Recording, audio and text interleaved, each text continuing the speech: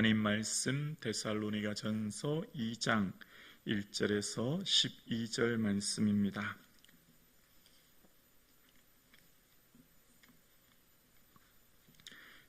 데살로니가 전서 2장 1절에서 12절입니다. 오늘 나에게 주신 살아계신 하나님 말씀을 다 함께 고백드리겠습니다. 함께요. 형제들아, 우리가 너희 가운데 들어간 것 같이 헛되지 않은 줄을 너희가 친히 아나니, 너희가 아는 바와 같이 우리가 먼저 빌립보에서 고난과 능욕을 당하였으나 우리 하나님을 힘입어 많은 싸움 중에 하나님의 복음을 너희에게 전하였노라. 우리의 겉면은 간사함이나 부정에서 난 것이 아니요 속임수로 하는 것도 아니니라.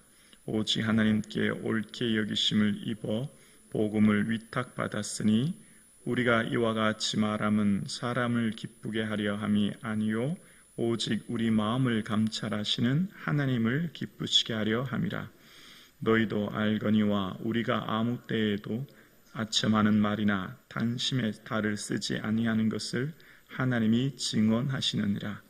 또한 우리는 너희에게서든지 다른 이에게서든지 사람에게서는 영광을 구하지 아니하였노라. 우리는 그리스도의 사도로서 마땅히 권위를 주장할 수 있으나 도리어 너희 가운데서 유순한 자가 되어 유모가 자기 자녀를 기름과 같이 하였으니 우리가 이같이 너희를 사모하여 하나님의 복음뿐 아니라 우리 목숨까지도 너희에게 주기를 기뻐함은 너희가 우리의 사랑하는 자 됨이라. 형제들아, 우리의 수고와 애쓴 것을 너희가 기억하리니 너희 아무에게도 폐를 끼치지 아니하려고 밤과 낮으로 일하면서 너희에게 하나님의 복음을 전하였노라. 우리가 너희 믿는 자들을 향하여 어떻게 거룩하고 옳고 흠 없이 행하였는지에 대하여 너희가 증인이요 하나님도 그러하시도다. 너희도 아는 바와 같이 우리가 너희 각 사람에게 아버지가 자기 자녀에게 하듯 권면하고 위로하고 경계하노니 이는 우리를 부르사 자기 나라와 영광에 이르게 하시는 하나님께 합당히 행하게 하려 함이라. 아멘. 예수님 더욱 사랑하시는 저와 여러분 되기를 주님의 이름으로 축복합니다. 아멘. 성령님의 충만한 임재는 우리가 이해할 수 없는 놀라운 은혜를 경험하게 되고요, 삶의 모습이 바뀌게 되는데 그 대표적인 핵심은 하나님의 그 사랑이 나와 내 가족에만 머물러 있는 것이 아니라 이웃에게로 주변에게도 확장되는데, 사람들이 도저히 이해할 수 없는 모습으로 삶이 완전히 바뀌는 겁니다. 도저히 그렇게 하는 것들이 잘 쉽게 이해되지 않을 정도로 자기의 모든 것을 다 내어주는 그런 모습으로 바뀌게 된다라고 하는 게 오늘 본문의 핵심 내용입니다. 먼저 오늘의 내용 1절입니다. 형제들아, 우리가 너희 가운데 들어간 것 같이 헛되지 않은 줄을 너희가 친히 아나니. 자, 첫 번째 시작이 형제들아 라고 시작하면서 우리가 라고 하면서 1인칭 복수를 씁니다. 그러니까 오늘 본문을 지금 묵상하시면 계속해서 반복되는 말이 우리가 라는 말이에요. 우리가. 내가 라고도 할 수 있죠. 그런데 우리가 라고 하고 있습니다. 여기 우리는 누굴까요? 첫 서두에 바울, 실로아노, 디모데. 이 말씀의 배경은 기억나시죠? 바나바는 마가 데리고 가자. 바울은 안 된다. 그래서 바울이 실라랑 가고 마가는 바나바와 가서 이제 둘이 갈라지게 되지 않습니까?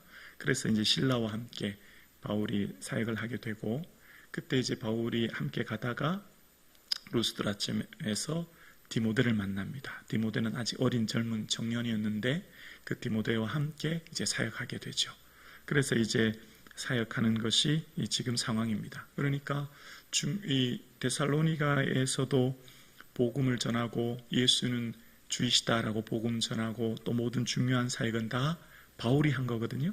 중요한 모든 사역은 바울이 했지만 오늘 본문 계속해서 반복되는 말이 있어요. 매 구절마다 반복되는 말이 우리가 했다는 것입니다. 우리가. 나라고 드러내지 않아요. 성령님의 충만한 임재와 은혜를 받은 사람의 특징이 나를 낮추는 거죠. 다 우리가 했다. 다 하나님 하셨다. 이렇게 고백하는 것이죠. 그러면서 이제 과거에 있었던 어려움들을 생각하며 이야기합니다. 2절이죠. 너희가 아는 바와 같이 우리가 먼저 빌립보에서 고난과 능력을 당하였으나 우리 하나님을 힘입어 많은 싸움 중에서 하나님의 복음을 너희에게 전하였노라.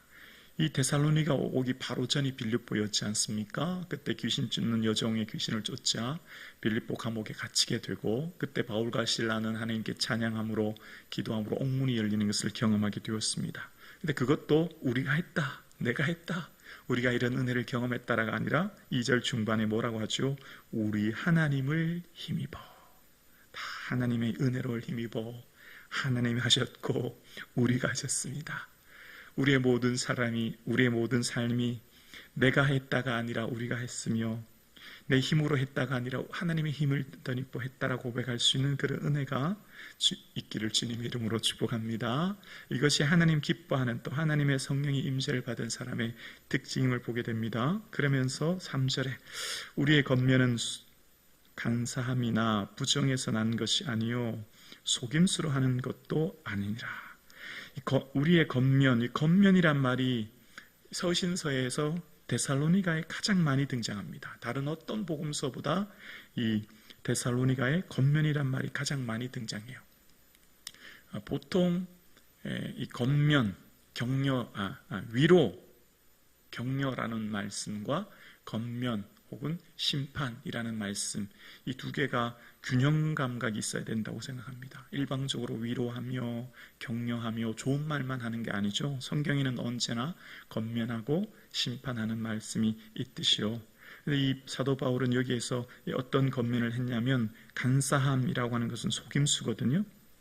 부정이라고 하는 것은 더러움의 반대인데, 이것은 보통 어떨 때 많이 썼냐면 사도 바울이 쓰는 표현 중에 더러운 일을 취하지 말며, 더러운 이득을 취하지 말며, 이런 개인적인 이익을 취할 때 이런 단어를 많이 썼습니다. 그래서 사도 바울이 이렇게 하는 것은 누구를 속이거나 혹은 내 개인적인 이득을 위해서 내가 사역하지 않았음을 지금 이야기하는 것이죠. 그러면서 이제 내가 이렇게 하는 이유에 대해서 4절에 이렇게 말합니다. 오직 하나님께 옳게 여기심을 입어 복음을 위탁받았으니 우리가 이와 같이 말함은 사람을 기쁘게 하려 함이 아니요 오직 우리 마음을 감찰하시는 하나님을 기쁘시게 하려 함이라. 아멘. 하나님께서 내게 말씀을, 복음을 위탁해 주셨는데, 이 위탁이란 말은 유일하게 딱 신약에 2번 나오는데 오늘 본문에 나오고, 사도행전 14장에 비시디아 안디옥에서 그들을 믿는 주께 위탁한다, 당신들과 그 교회들을 믿는 주님께 위탁한다는 말과 함께 오늘 등장합니다. 오늘 복음을 위탁했다는 말은 오늘 여기에서 유일하게 나옵니다. 그래서 내가 말씀을 내게 부탁받았는데, 그래서 어떤 자세로 했냐면 4절에 사람을 기쁘게 하려 함이 아니고 어떻게 해요? 우리 마음을 감찰하시는 하나님을 기쁘시게 하려 함이라 라고 이야기합니다. 설교자들은 말씀을 전하면, 오랜 시간 말씀을 전하면 어떤 말씀을 들을 때 성도들이 좋아하고 귀가 쫑긋 서고 또 사람들의 마음이 움직이를 너무 잘합니다. 어떤 말씀을 하면 사람들이 좋아하는지 또 열광하는지, 그 열광받는 설교자가 되려면 사람들의 어떤 필요를 채워줘야 되는지를 너무 잘 알게 되는 거예요. 근데 사도 바울은 사람들이 듣기 좋은 말, 사람들의 비유를 맞추는 말을 한 게 아니라 하나님을 기쁘시게 하기 위해 말씀을 전했다, 이렇게 얘기하고 있는 겁니다. 당장 사람들의 듣기 좋은 말이 아니라 우리 마음을, 내 마음을 감찰하시는 하나님을 기쁘시게 하기 위해 말씀을 전했다, 이제 그렇게 이야기하는 겁니다. 그러면서 5절에 너희도 알거니와 우리가 말할 때에 아첨하는 말이나 단심의 탈을 쓰지 아니한 것을 하나님이 증언하시느니라. 6절이요 또한 우리는 너희에게서든지 다른 이에게서든지 사람에게서는 영광을 구하지 아니하였노라. 사람 듣기 좋은 아첨하는 말이나 또 단심을 값추려고 단심의 탈을 쓰거나 이런 말을 하지 않았다는 것입니다. 그 하는 사도 바울의 자세가 7절에 나옵니다. 그의 마음의 태도가 7절에 나오는데요. 우리는 그리스도의 사도로서 마땅히 권위를 주장할 수 있으나 도리어 너희 가운데서 유순한 자가 되어 유모가 자녀를 기름같이 하였으니 라고 이야기합니다. 마땅히 권위를 주장할 수 있으나의 원어의 뜻은 부담을 지울 수 있으나 이런 뜻입니다. 부담을, 원어의 뜻은. 그러니까 내가 사도로서 그냥 아무 일 하지 않고 교회의 섬김을 받고 사역할 수 있지만 교회에 부담이 될 것 같아서 낮에는 일을 하고 밤에는 가르치면서 열심히 내가 일을 하면서 했다. 그 이유는 유모가 자녀를 기름같이, 마치 어머니가 자녀를 기름같이 그 데살로니가 교회에 대한 사랑이 있었기 때문이다. 이제 그 얘기를 하는 겁니다. 그래서 구체적으로 그 사랑에 대해서 8절에 이렇게 말합니다. 이게 핵심 구절이라서 이 구절의 밑줄을 보면 좋을 것 같습니다. 우리가 이같이 너희를 사모하여 하나님의 복음뿐만 아니라 함께요 우리의 목숨까지도 너희에게 주기를 기뻐함은 너희가 우리의 사랑하는 자 됨이라. 아멘. 우리의 사랑은 내 자신을 가장 사랑하고 내 가족을 사랑하는 이 경계를 넘어가기가 굉장히 어렵습니다. 나와 내 가족을 넘어서서 사랑한다는 것은 사실 불가능에 가까워요. 우리가 어떤 일을 하고 살아가는 데 있어서 나와 내 가족 외에 타인이 보이는 것은 사실상 힘들죠. 타인의 아픔, 눈물, 공감하고 손을 내밀어주고 거기에다 내 마음을 쏟고 물질을 나눠주고 거기에서 나와 함께하는 것 할 수 없는 일이에요. 그런데 사도 바울은 지금 내 목숨까지도 줘도 기뻐한다.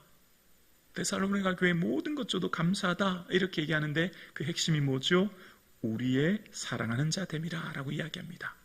성령님의 충만한 임재의 특징이 여기 있습니다. 사람은 나와 내 가족의 사랑을 결코 넘어갈 수 없어요. 그런데 성령님의 사랑은 제한이 없습니다. 성령님의 사랑은 제한 없는 사랑으로 삶이 바뀌게 되어지죠. 자, 그래서 어떻게 사역했냐면 9절에 형제들아 우리의 수고와 애쓴 것을 너희가 기억하리니 너희 아무에게도 폐를 끼치지 아니하려고 밤낮으로 일하면서 너희에게 복음을 전하였노라. 10절이요 우리가 너희를 믿는 자를 향하여 어떻게 거룩하고 흠없고 옳고 흠없이 행하였는지에 대하여 너희가 증인이요 하나님도 그러하시도다. 11절입니다. 너희도 아는 바와 같이 우리가 너희 각 사람에게 아버지가 자기 자녀에게 하듯 권면하고 위로하고 경계하노라. 조금 전에는 유모가 자녀를 기름같이, 이번에는 각 사람에게 아버지가 자기 자녀를 에게 하듯 권면하고 위로하고 경계했다라고 이야기합니다. 또다시 권면이 등장하죠. 또 위로하죠. 경계합니다. 사도 바울이 이렇게 사역할 수 있는 것, 목숨까지 내어줄 수 있는 것은 아버지가 자녀를 사랑하는 그 사랑으로 사랑했다라고 이야기하면서 구체적인 이야기를 이야기합니다. 자, 그래서 이제 8절을, 핵심적인 8절을 다시 한 번 더 묵상해 볼게요. 예수님께서 말씀하셨어요. 나는 선한 목자다. 선한 목자는 양들을 위하여 목숨을 버린다라고 말씀하셨고, 그래서 예수님께서 말씀하신 사랑의 그 크기는 친구를 위하여 목숨을 버리면 이보다 더 큰 사랑은 없다 말씀하셨고, 예수님께서 친히 자신의 삶을 십자가에 내놓으셨습니다. 그래서 그 예수님의 그 십자가 사랑은 성령님의 임재, 충만한 임재로 말미암아 우리가 행할 수 있게 되는 거예요.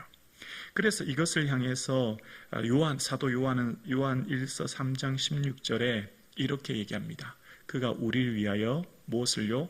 목숨을 버리셨으니, 우리가 이로써 사랑을 알고 우리도 형제를 위하여 목숨을 버리는 것이 마땅하다. 자, 사도 바울이 지금 우리 목숨까지도 내가 내어준다라고 했던 것은 예수님이 날 위해 목숨을 내어주셨기에 나도 이제 그들을 위해 내 목숨을 내어줍니다. 왜죠? 목숨을 잃어버리는 것은 얻는 것이거든요. 영생의 은혜가 있거든요.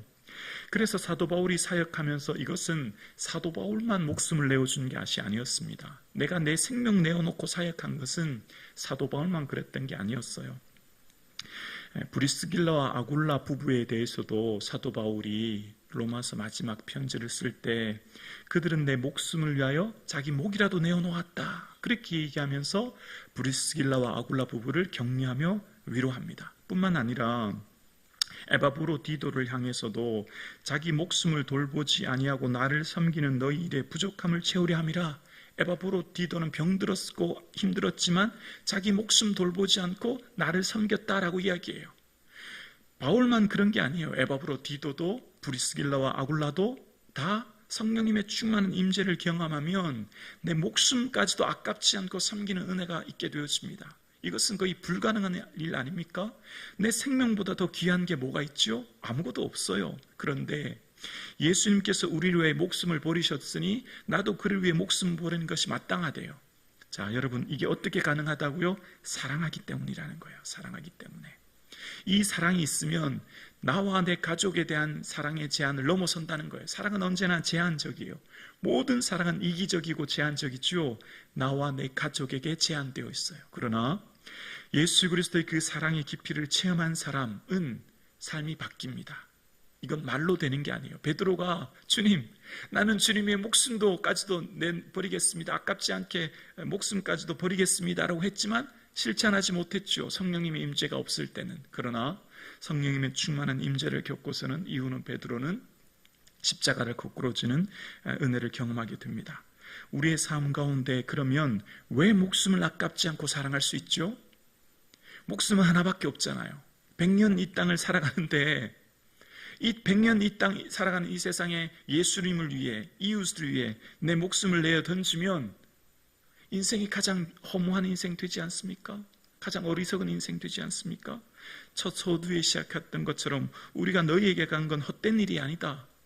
헛되다라고 하는 것은 캐노스라는 말은 비어있다, 비다는 말인데요. 그건 진짜 쭉정이와 같은 인생 아닌가? 왜 이렇게 하죠? 왜 목숨까지도 아깝지 않고 다 초대교회 데살로니가 교회를 향해 사랑했죠? 그 핵심이 12절에 나와요. 12절 볼까요? 이는 너희를 부르사 자기 나라와 영광에 이르게 하시는 하나님께 합당히 행하게 하려 함이라. 자기 나라가 뭐죠? 하나님 나라예요. 하나님 나라가 뭐죠? 천국이에요. 사도 바울의 모든 순간은 천국을 생각하면서 살았어요. 천국을 생각하면서 사역해요. 천국을 생각하면서 살아가요. 그래서 그 하나님 나라 천국이 있기 때문에 내 마음을 감찰하신 하나님 앞에서 사람 기쁘게 하지 않고 하나님 기쁘게 하기 위해 설교했고 사역했고 목숨도 아깝지 않았고 사랑했다는 겁니다. 천국 생각하지 않으면 당장 좋은 이익만 생각해요. 왜냐하면 이 땅이 정부니까요. 이 땅이 즐겨야죠. 이 땅에 누려야죠. 그러나 천국이 있는 사람은 당장 사람 기쁘게 아니라 하나님 기쁘게, 당장 내 목숨, 내 몸을 기쁘게가 아니라 예수님 기뻐하기 위해 내 삶을 드린다는 것입니다. 우리의 인생에 천국 붙들지 않으면 당장의 좋은 것만 쫓아 살아요. 내 몸 편한 대로, 내 유익 쫓아 살아간다는 겁니다. 그러나 사도 바울의 모든 사역의 핵심은 자기 나라와 그 영광, 그 은혜를 바라보기 때문에 모든 삶을 하나님 나라 위에 살아갔다는 겁니다. 오늘 함께 예배드리시는 사랑하는 성도님, 천국을 사모하고 천국을 준비하고 천국을 바라보고 천국의 은혜의 영광을 기억하는 저와 여러분 되기를 주님의 이름으로 축원합니다.